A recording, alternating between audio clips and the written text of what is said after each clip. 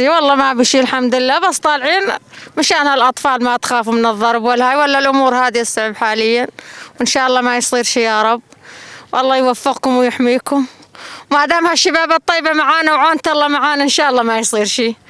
الحمد لله والحمد لله الحمد لله، ان شاء الله الوضع زين وكنا زينين، وان شاء الله يحمي الشباب ويحميها كلها ان شاء الله.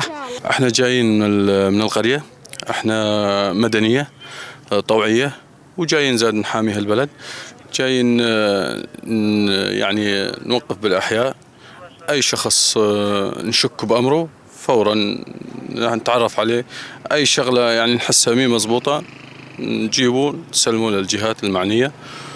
وحاليا صار نمسك 3-4 من نشوى الشرقيه. احنا تابعين للهيز الجوهري، نحن حمايه قرى، بس نحن حاليا نشارك بالمدن لانه انطلب منا ومن رفاقنا الجوهريه نساندهم بهالازمه هاي، وان شاء الله زاد خلصت الحمد لله، خلصت الامور تقريبا على خلاص.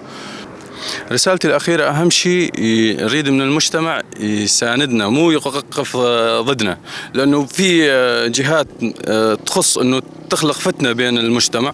هلا نحن بحالة حرب بالأخص هالأيام هاي، مو بحالة فتنة، فيعني المجتمع ينصاع فورا للفتنة.